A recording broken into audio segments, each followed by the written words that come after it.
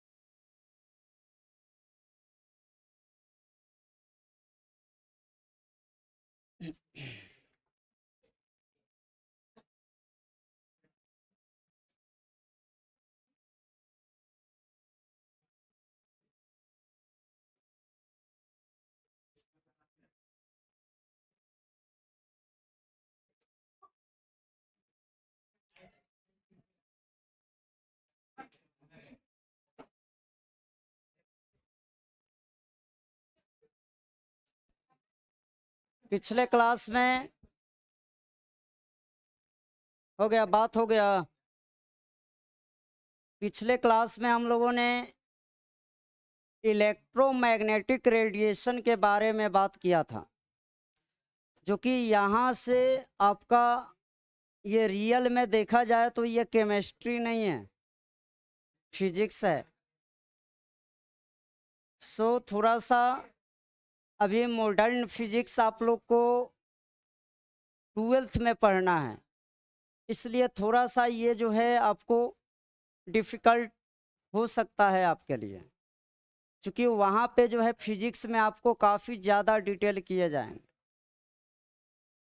यहाँ पे हम लोग उतना ही तक करेंगे जितना से आपका एक भी क्वेश्चन ना छूटे, एक भी क्वेश्चन आपका ना छूटे। इलेक्ट्रोमैग्नेटिक रेडिएशन में हम लोगों ने क्या देखा था, कोई भी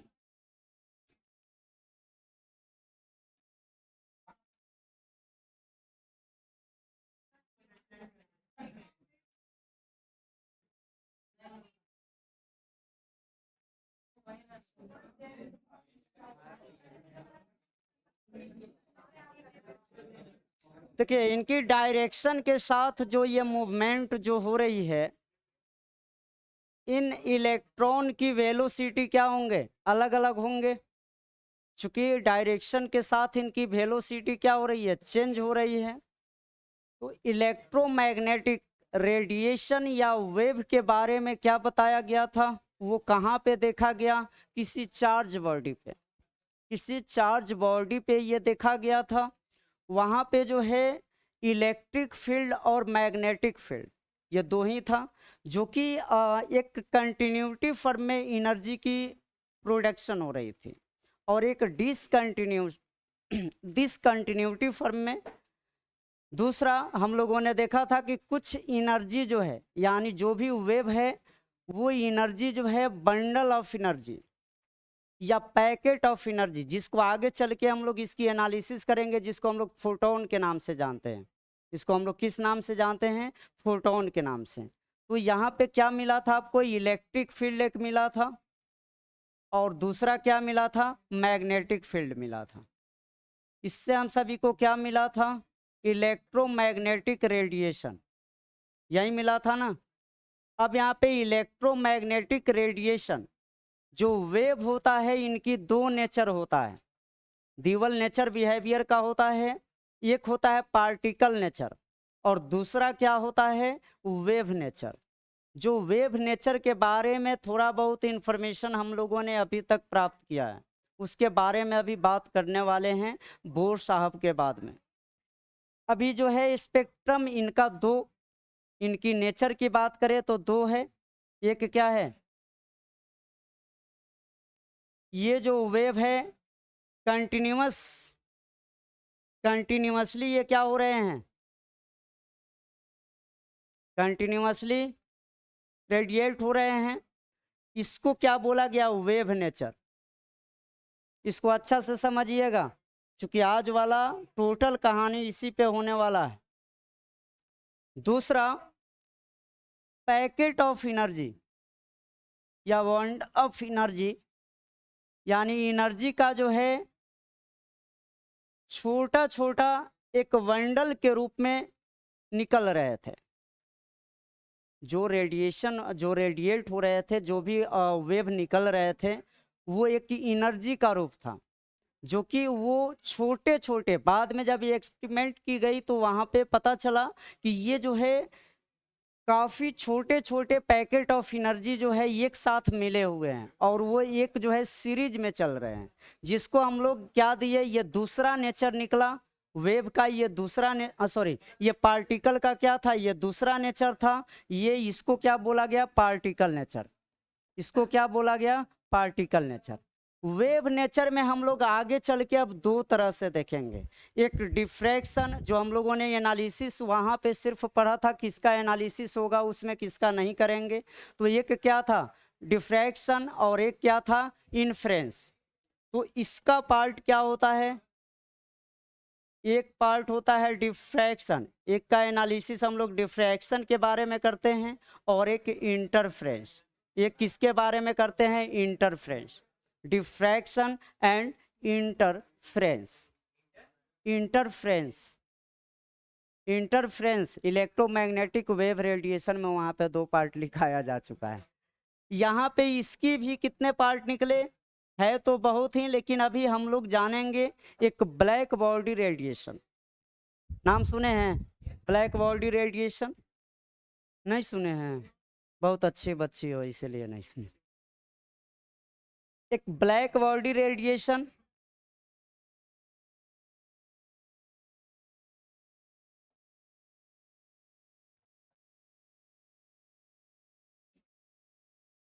और एक एटॉमिक स्पेक्ट्रम।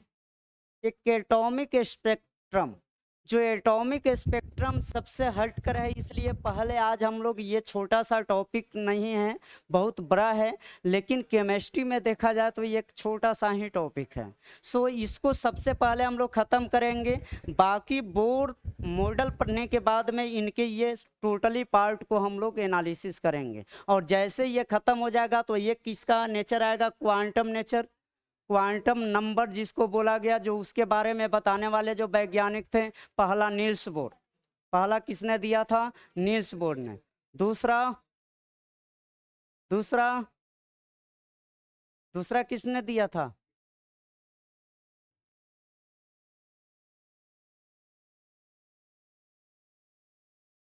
फर्स्ट दिया किसने, नील्स बोर। देखिए इसमें क्वांटम नंबर को डेवलप करने वाले नील्स बोर हो गया, Lande, Sommerfeld, Lande, Sommerfeld. Lande ने किसा, मैग्नेटिक क्वांटम नंबर। कौन कौन क्वांटम नंबर होता है, एक principal quantum number, azimuthal quantum number, उसके बाद मैग्नेटिक क्वांटम नंबर, और चौथा स्पिन क्वांटम नंबर। ये चार क्वांटम नंबर थे, जो ये चारों क्वांटम नंबर की एनालिसिस हम लोग इसी में करने वाले हैं। जो ये एक गेम की तरह हम लोग देखेंगे उसको, एक खेल की तरह है वो, और खेल खेल में ही हम लोग एटम के शेप को, उनकी सब सेल की शेप को, उनके लोब्स को, उनकी बाइसेक्टिंग नेचर को, ये सभी हम लोग वहाँ पे जानेंगे, खेल खेल में ही जान जाएंगे। काफ़ी लाजवाब टॉपिक है।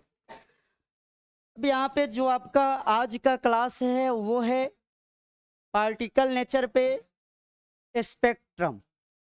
स्पेक्ट्रम जल्दी बताएंगे, बचपन से 10th क्लास तक आप बहुत अच्छे से पढ़े होंगे स्पेक्ट्रम।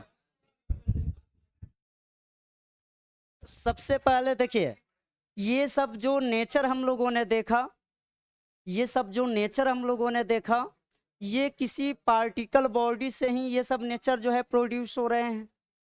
तो पहला आपसे कोई भी सवाल करे कि बताइए इलेक्ट्रोमैग्नेटिक वेव या इलेक्ट्रोमैग्नेटिक रेडिएशन जो है किसी चार्ज बॉडी पे संभव है या न्यूट्रल बॉडी पे, चार्ज बॉडी, जो कि यहाँ पे हम लोगों ने देखा कि अलग अलग डायरेक्शन में जब ये इलेक्ट्रॉन मूविंग कर रहा है तो इनकी वेलोसिटी क्या हो रही है, चेंज हो रही है, जिसको हम लोग क्या बोलते हैं, एक्सीलरेशन। इसको क्या बोलते हैं, एक्सीलरेशन। और इसी को हम लोग शॉर्ट फॉर्म में क्या फिजिक्स में पढ़े होंगे, dv/dt से हम लोग रिप्रेजेंट किए होंगे। इसी को हम लोग क्या बोलते थे, एक्सीलरेशन। एक्सीलरेशन यानी जो वेलोसिटी है वो वेलोसिटी उसका क्या हो रहा है, टाइम के रिस्पेक्ट में डायरेक्शन के साथ क्या हो रही है, चेंज हो रही है। इसलिए ना हम लोग बोलते हैं ये वेलोसिटी क्या है, वेक्टर क्वांटिटी। वेक्टर हो गया है ना फिजिक्स में, हाँ तो बहुत अच्छे से जानकारी होगा। नेक्स्ट,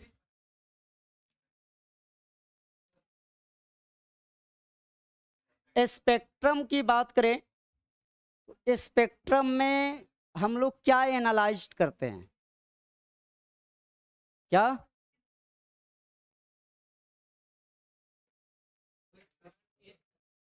कितने कलर आते हैं, कौन कौन,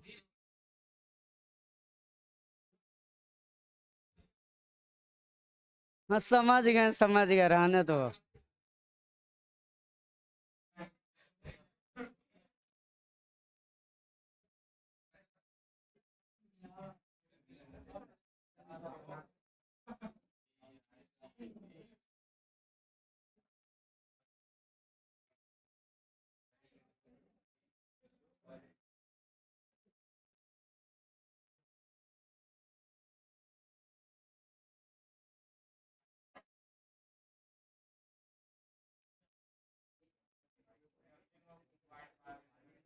ये क्या है, मैथ में मत चले जाइएगा।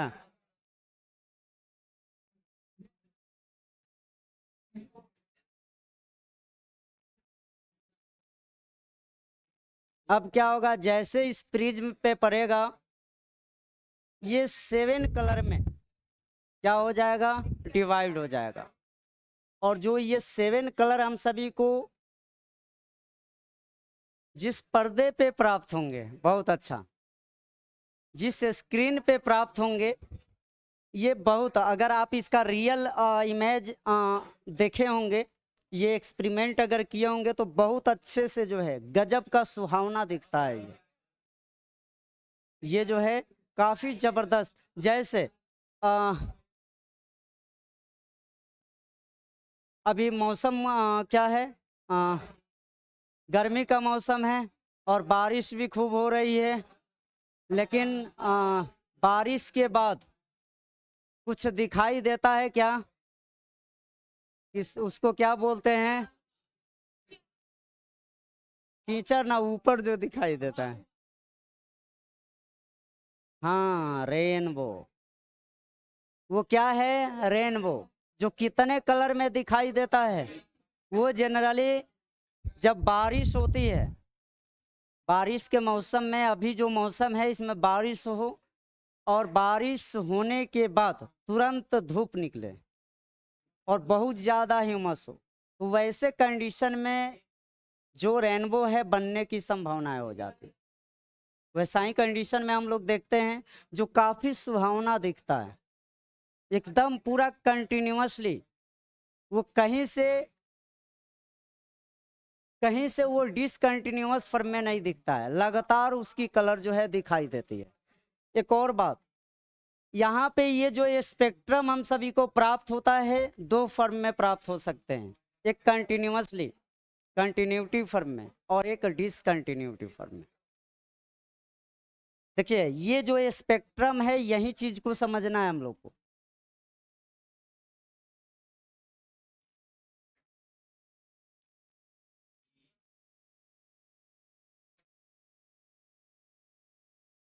हालांकि यहीं से बंटना शुरू हो जाएगा, जैसे उस पे पड़ेगा वहीं से बंटना शुरू हो जाएगा। यहाँ पे देखिए ये 7 कलर, इसका नाम क्या है,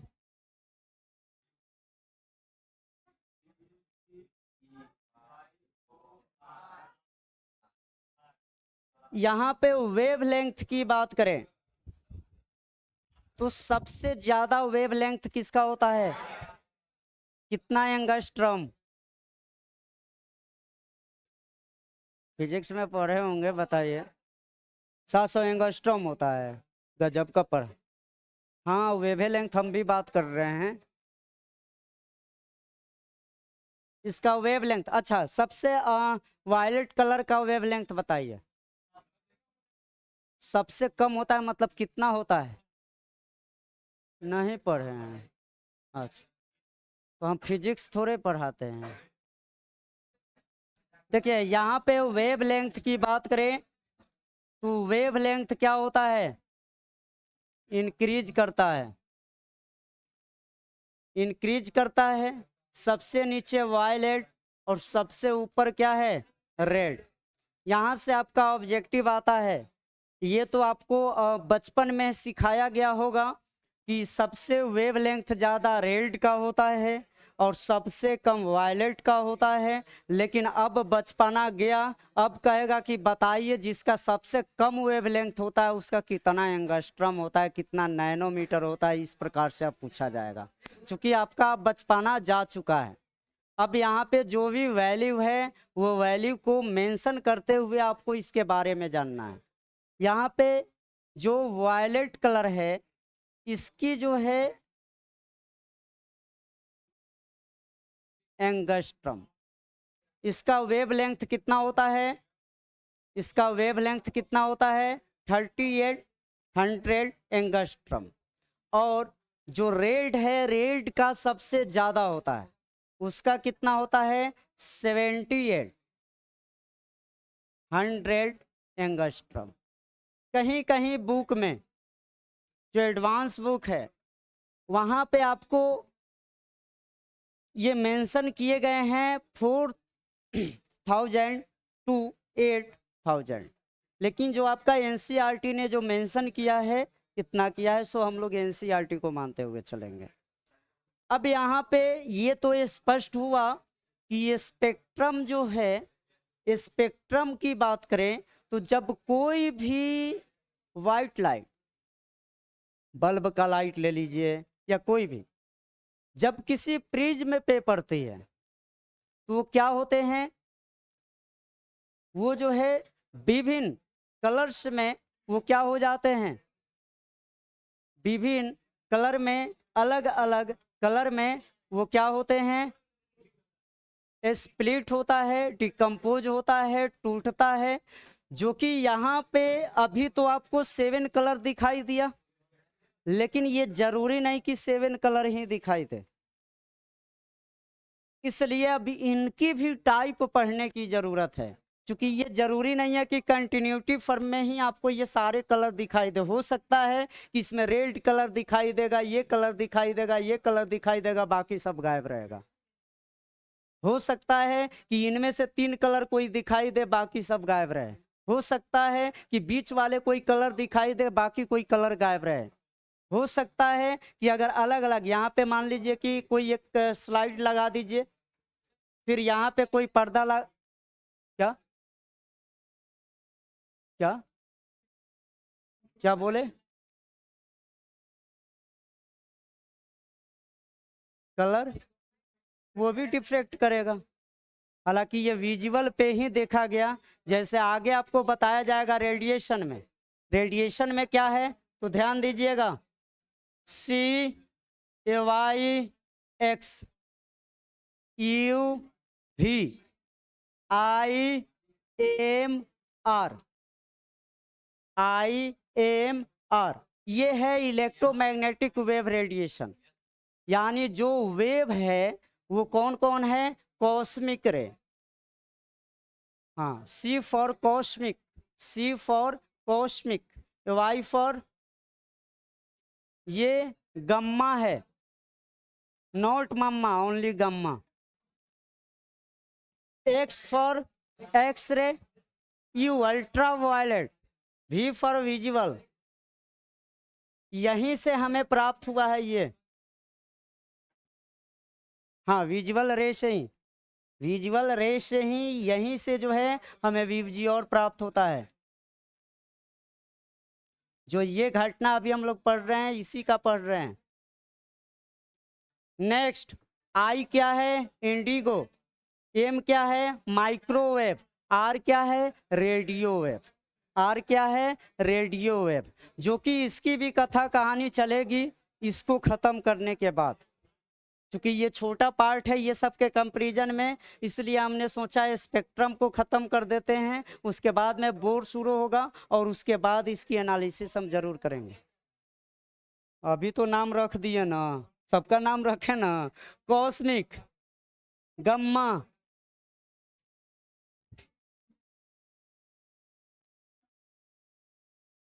कॉस्मिक, नॉट मम्मा, गम्मा, एक्स, अल्ट्रा वायलेट, इसको शॉर्ट में यूवी रे लिखते हैं। ये हो गया विजिबल, ये क्या हो गया? Visible. I for indigo, indigo. M for micro, R for radio, radio. R for radio, R for radio. Electromagnetic radiation और वेव, यही है इसका टोटल सीरीज। वेव सीरीज यही है आपका। हालांकि इसमें टेंशन नहीं लेना है, ये जो है आपको आगे डिटेल में बताएंगे। भले फिजिक्स में पढ़िएगा या नहीं पढ़िएगा, यहाँ हम बताएंगे। अब यहाँ पे यही वो स्पेक्ट्रम है जिसके बारे में हम लोग बात करने वाले हैं आज। अभी बात नहीं किया गया, अभी हम लोग सिर्फ यही बात किए कि हम लोग ये सारी चीजें जानते आ रहे हैं कब से कब तक, अभी तक। कब से कब तक नहीं, अभी तक। अब यहाँ पे ये स्पेक्ट्रम आखिर में ये होता क्या है, तो यहाँ पे हाँ बोलिए।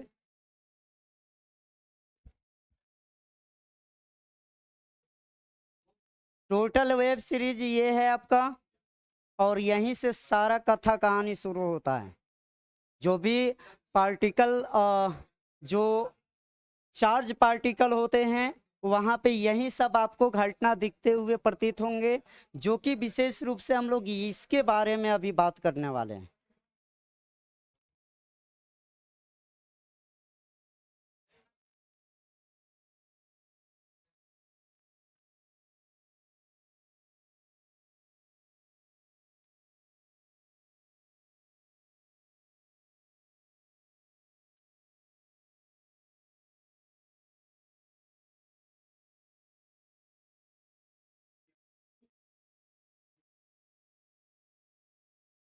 हो गया?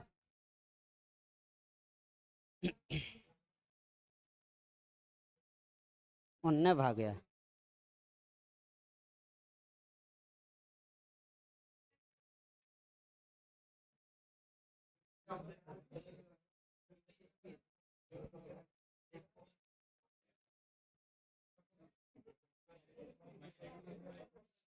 देखिए स्पेक्ट्रम की बात करें हम लोग, तो कोई भी स्पेक्ट्रम हम सभी को क्या कराता है? स्पेक्ट्रम की मदद से हम लोग उनमें जितने भी रेडिएशंस होते हैं वे रेडिएशंस की एनालिसिस प्रिज्म के साथ, प्रिज्म के बगैर नहीं, प्रिज्म के साथ हम लोग कर पाते हैं, या स्पेक्ट्रोस्कोप, स्पेक्ट्रोस्कोप जो कि आगे हम नोट में लिखवा दिए हैं, कहीं होगा हाँ यहाँ पे, की मदद से, स्पेक्ट्रोस्कोप की मदद से। स्पेक्ट्रोस्कोप जैसा कि हमने बताया ना कि ये जो है यहाँ से कोई सोर्स जो है लाइट की सोर्स है, इस पे पड़ा और यहाँ पे ये क्या हुआ, अलग अलग कलर में जो है।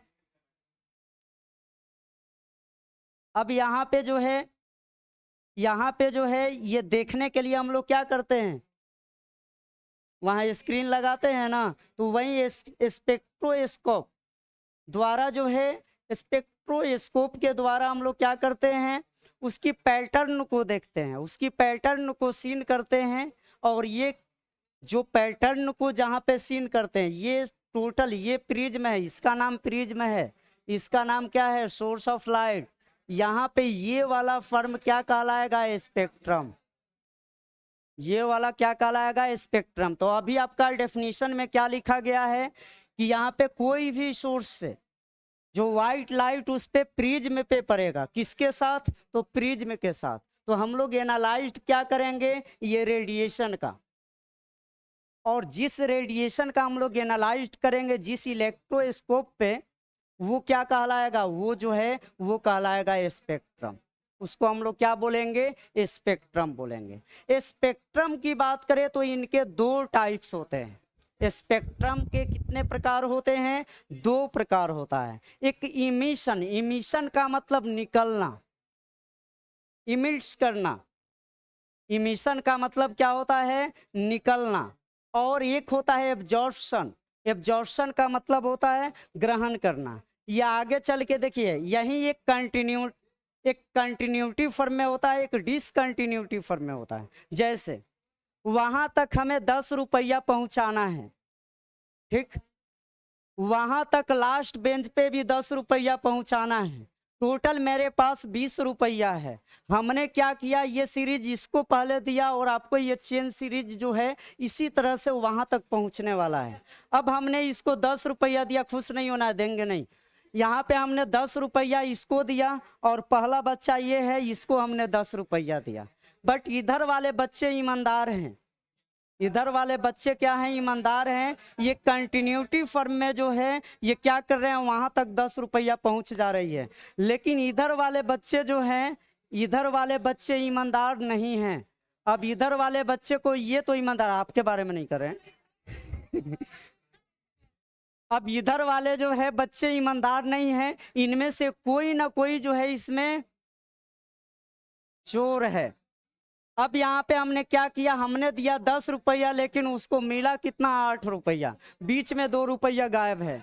यानी कंटिन्यूटी फॉर्म में फिर उसके बाद में हमने कोई प्रोसेस लगाया, कोई ऐसा जो है कंडीशन रखा जिससे फिर वो 2 रुपया मिला, 2 रुपया वो फिर मिल गया, यानी वो चोर पकड़ा गया तो निश्चित है देगा। फिर अब वहां से आगे अगर सीरीज बढ़ाना है तो अब वहां से फिर कितना बढ़ने लगेगा, 10 रुपया, 10 रुपया फिर बढ़ने लगेगा ना, 10 रुपीज वहां, यानी बीच में जो है कुछ लिंक टूटा हुआ है। तो ये क्या है, डिसकंटिन्यूटी फॉर्म में। ये कैसा है, डिसकंटिन्यूटी फॉर्म में। लेकिन ये वाला सीरीज बिल्कुल कंटिन्यूटी फॉर्म में। ये वाला सीरीज में सारे के सारे ईमानदार हैं, अब ऐसा नहीं ईमानदार हैं। अब यहाँ पे वही बात की जा रही है कि इस स्पेक्ट्रम में देखा गया कि दो तरह से जो है, दो तरह से उसमें जो भी उनकी कलर्स जो हम लोग प्राप्त कर रहे थे, सीन कर रहे थे, वो दो तरीके से हम लोग सीन कर रहे थे। एक में कंटिन्यूटी और एक ऐसा टाइप था जिसमें डिसकंटिन्यूटी फॉर्म में दिखाई दे रहे थे। इसी को हमने क्या बोला, इमिशन स्पेक्ट्रा और एब्जॉर्प्शन स्पेक्ट्रा या स्पेक्ट्रम। इमिशन स्पेक्ट्रा और एब्जॉर्प्शन स्पेक्ट्रा। नोट में हमने लिख दिया है कि ये स्पेक्ट्रोस्कोपी क्या है, स्पेक्ट्रोस्कोपी जो है ये एक साइंस की ही ब्रांच है, ये एक साइंस की ही ब्रांच है जिसके अंतर्गत हम लोग क्या करते हैं, जिसके अंतर्गत हम लोग जो भी स्पेक्ट्रम से संबंधित जो भी मैकेनिज्म होती है, स्पेक्ट्रम से रिलेटेड जो भी इंफॉर्मेशन होती है, उसके बारे में डिटेल रूप से एनालिसिस करते हैं। उसके बारे में डिटेल रूप से हम लोग जानने की कोशिश करते हैं, किसके द्वारा, स्पेक्ट्रोस्कोपी के द्वारा। इमिशन स्पेक्ट्रा क्या है, इमिशन स्पेक्ट्रा क्या है,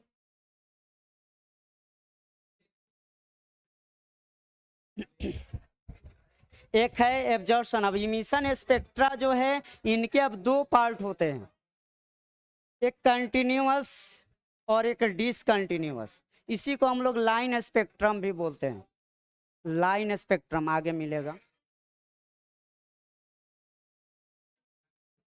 क्या, हाँ, जो प्रोड्यूस करता हो, अभी बता रहे हैं। यहां तक हो गया,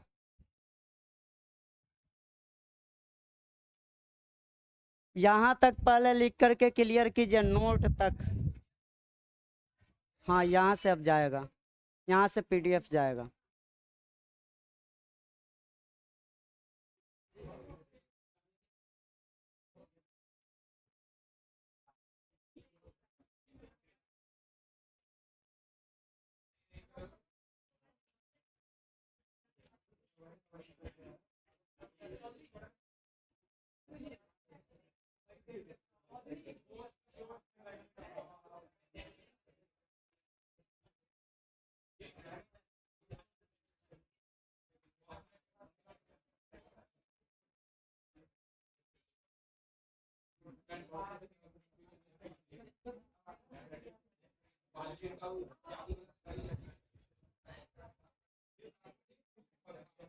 हो गया। यहाँ पे देखिए इमिशन स्पेक्ट्रा की बात करें, हाँ इमिशन स्पेक्ट्रा की बात करें, व्हेन एन एटम और molecules excited with the same, यहाँ पे सेम लिखिए, same external source of energy like electric spark, candle या lamps then emits radiation, and this radiation is passed with a spectroscope and obtaining pattern is known as emission spectrum। कहने का मतलब क्या है, यानी जब किसी भी इलेक्ट्रिक स्पार्क से, कैंडल से या लैंप से या कोई भी सोर्स आप ले लीजिए, जब उससे हम लोग क्या करते हैं, उससे जब है सेम एनर्जीज वाले, उससे जो है हम लोग जब किसी भी प्रिज्म से लाइट को वो गुजारते हैं, तो वो लाइट को गुजारने के बाद हमें क्या दिखाई देता है, सेम एनर्जीज वाले नहीं बल्कि वो अलग अलग वेवलेंथ वाले, उनमें अनेकों प्रकार की जो है रे रेडिएट होते हुए दिखाई देती है, इमिट्स होते हुए दिखाई देती है, निकलते हुए दिखाई देती है, जो किसके माध्यम से हम लोग देख पाते हैं, उस स्पेक्ट्रम के माध्यम से देख पाते हैं। चूंकि स्पेक्ट्रम क्या है, स्पेक्ट्रोस्कोपी क्या है, चूंकि ये स्पेक्ट्रोस्कोपी जो है हम लोग जितने भी स्पेक्ट्रम से संबंधित जो भी फिनोमेना होती है उसकी डिटेल एनालिसिस करने के लिए हम लोग स्पेक्ट्रोस्कोपी का यूज किया करते हैं, जो ये भी एक तरह से साइंस की ब्रांच है, चूंकि स्पेक्ट्रम भी एक बहुत बड़ा टॉपिक है। अब यहाँ पे ये जो है दो तरीके से जो है, जो इमिशन जो हो रहे थे, जो इमिट्स कर रहे थे, इनके भी अब दो नेचर थे, दो तरीके से ये इमिट्स हो रहे थे, सभी का दो, इसलिए कंफ्यूज कीजिएगा, सभी का टाइप इसमें मैक्सिमम दो ही है, इसलिए आपको कंफ्यूज कर देगा, एम ए का ओ में, ओ में का ओ में। अब यहाँ पे देखिए there are two types of emission spectrum. अब इसका इमिशन स्पेक्ट्रम का दो टाइप और इसका भी अब दो टाइप मिलेगा जस्ट। एक को हम लोग बोलेंगे कंटिन्यूअस स्पेक्ट्रम, कंटिन्यूटी फॉर्म में एक देखा गया, और एक में देखा गया डिसकंटिन्यूटी फॉर्म में, जो इसी दोनों का जो है हम लोग एनालिसिस करने के बाद स्पेक्ट्रम को विदाई देंगे। यहाँ पे कंटिन्यूअस स्पेक्ट्रम का मतलब समझ ही रहे हैं, जैसा कि हमने ये एग्जाम्पल दिया है, और एक डिसकंटिन्यूअस स्पेक्ट्रम, इसमें मेन है आपका डिसकंटिन्यूअस स्पेक्ट्रम, जो आपका ज़्यादातर पूछे जाते हैं। अब कंटिन्यूअस और डिसकंटिन्यूअस स्पेक्ट्रम की बात करें तो अब इनके क्या है, दो टाइप है, कौन कौन है, लाइन और एटॉमिक स्पेक्ट्रम और बैंड और मोलेक्यूलर स्पेक्ट्रम। हमने डेफिनेशन में क्या लिखा था, डेफिनेशन में हमने क्या लिखा था, ध्यान दिए हैं क्या, एटम और मोलेक्यूल दोनों से ये घटनाएं कराया जा सकती, एटम भी हो सकते हैं, मोलेक्यूल्स भी हो सकते हैं। अब उस पे हम लोग गुजारते हैं तो क्या होती है, ये दो फॉर्म में हम लोग इसका नेचर क्या देखे, दो तरह से निकलते हुए ये प्रतीत होती है। स्पेक्ट्रम पे हम लोग स्पेक्ट्रोस्कोपी द्वारा जब उसे सीन करते हैं तो वहां पे हमें दो तरीके से वो दिखाई देती है, एक कंटिन्यूटी फॉर्म में रेडिएट हो रहा है और एक में डिसकंटिन्यूटी फॉर्म में हमें रेडिएट होते हुए दिखाई दे रही है।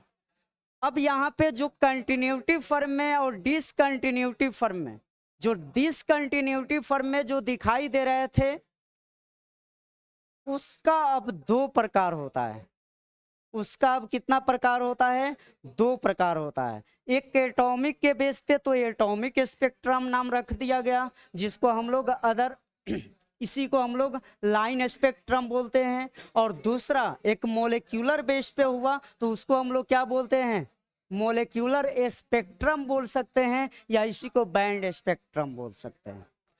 अब ये डिस्क्रीट स्पेक्ट्रम या डिसकंटिन्यूअस स्पेक्ट्रम क्या होता है? डिसकंटिन्यूअस स्पेक्ट्रम जो है क्या होता है, अब इसका स्ट्रक्चर बनाना होगा।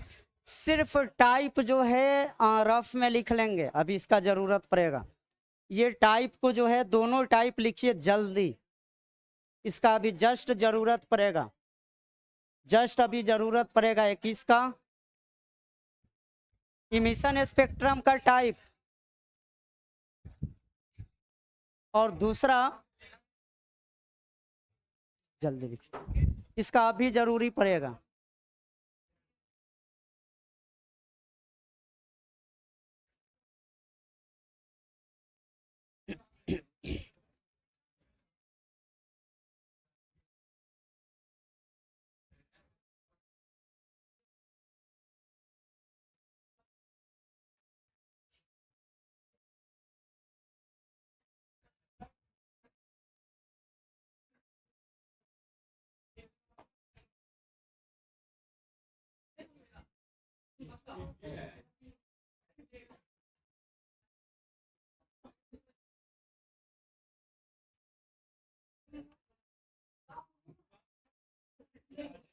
हो गया?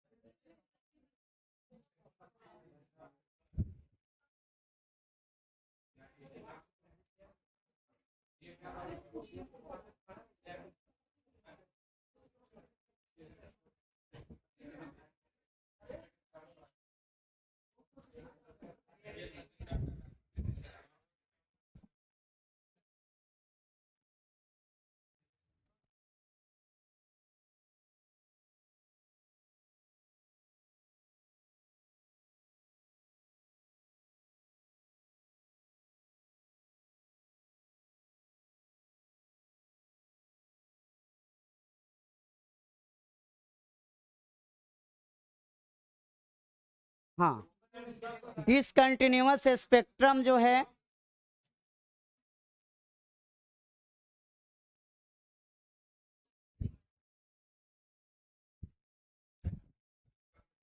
अच्छा लिख, यहाँ तक हो गया है ना? चलिए, कंटिन्यूअस स्पेक्ट्रम, डिसकंटिन्यूअस स्पेक्ट्रम, ये दो था जिसमें हम लोगों ने देखा कि डिसकंटिन्यूअस स्पेक्ट्रम का अब दो टाइप आया। एक क्या आया, तो लाइन स्पेक्ट्रम आया, और एक क्या आया, बैंड स्पेक्ट्रम आया, जिसका दूसरा नाम क्या है, एटॉमिक स्पेक्ट्रम, और दूसरा का नाम क्या है, मोलेक्यूलर स्पेक्ट्रम। तो यहाँ पे हम लोग डायरेक्ट यहाँ पे जो है आपका डायरेक्ट जो है डिसकंटिन्यूअस स्पेक्ट्रम का ये किया गया है। खैर इससे पहले हम लोग कंटिन्यूअस के बारे में थोड़ा सा जान लें। कंटिन्यूअस स्पेक्ट्रम जो है ये तो बताने की जरूरत ही नहीं है। क्यों जरूरत नहीं है? चूंकि ये बचपन से ही पढ़ते आ रहे हैं। स्पेक्ट्रम ये तो आप बचपन से ही पढ़ते आ रहे हैं। अभी हम लोगों ने कुछ देर पहले क्या देखा है कि कोई भी व्हाइट लाइट को हम लोग क्या करते हैं, किसी प्रिज्म से गुजारते हैं, तो वो क्या होती है, अलग अलग कलर में विभक्त हो जाती है। वो अलग अलग कलर में क्या हो जाते हैं, बंट जाते हैं। अलग अलग कलर में जो है वो स्पष्ट हो जाते हैं। और ये घटना जो होती है, इसी घटना को जो स्क्रीन पे हम लोग प्राप्त करते हैं, और जो घटना में स्क्रीन पे जो प्राप्त होती है या हमें दिखते हुए प्रतीत होती है, उसी को हम लोग क्या बोलते हैं, प्रिज्म उसी को हम लोग क्या बोलते हैं, स्पेक्ट्रम बोलते हैं। अगर कंटिन्यूटी फॉर्म में हो रहा हो, यानी सभी का सभी कलर वहाँ पे दिखाई दे रहा हो, इसका मतलब है कि उसमें कहीं से कोई त्रुटि नहीं है, यानी वो कंटिन्यूअसली हो रही है। कहने का मतलब वहाँ तक हमें पहुंचाना है, अब बीच वाला गायब हो जाए तो पहुंच पाएगा कोई सामान वहां? नहीं ना। तो ये डिसकंटिन्यूटी है। या तो दूसरे तरीके से अगर वहां तक कोई कंपोनेंट को हमें पहुंचाना है और बीच वाले दो बेईमान है तो वो सही तरीके से पहुंच पाएगा? आधा अधूरा पहुंचेगा, तो भी डिसकंटिन्यूअस है। तो यहाँ पे अनेकों प्रकार से डिसकंटिन्यूटी के बारे में देखा गया था, हालांकि बाद में इसकी बात हम लोग करेंगे। यहाँ पे कंटिन्यूअस स्पेक्ट्रम, इसका फिगर के साथ आपको डेफिनेशन बनाना है। डेफिनेशन जो है आपको फिगर के साथ लिखना है। चलिए, एक छोटा सा बल्ब जानते हैं, हमको बल्ब बनाने नहीं आता है। मशरूम है, अच्छा अभी करते हैं, देख लो।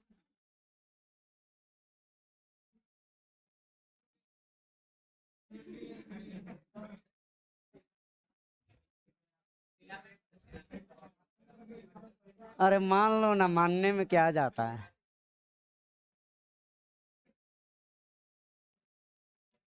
अब यहां से जो है ये क्या है, सोर्स ऑफ लाइट। हमने ये सोर्स ऑफ लाइट जो है किसी प्रिज्म पे पोलियो मार दिया ना। अब यहाँ पे ये लाइट जैसे पड़ेगी,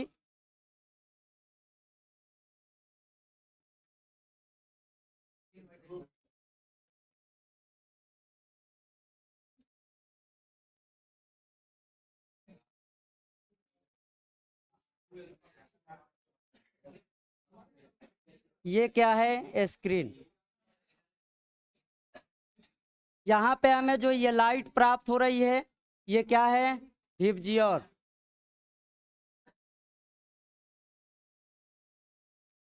हिप्जियोर।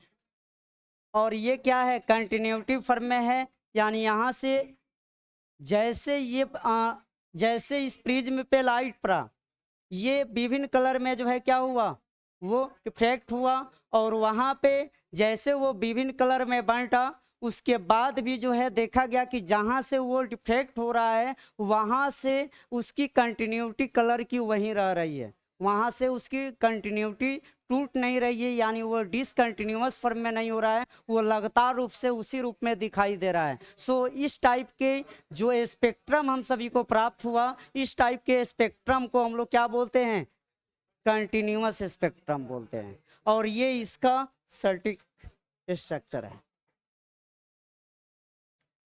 नेक्स्ट है डिसकंटिन्यूअस स्पेक्ट्रम या डिस्क्रीट स्पेक्ट्रम।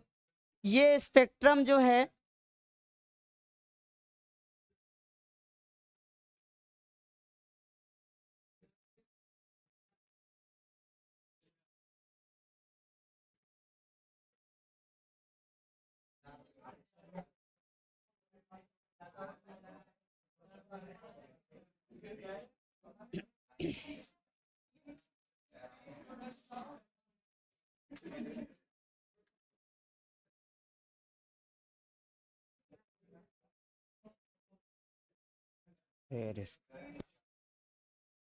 परेशान करते हैं।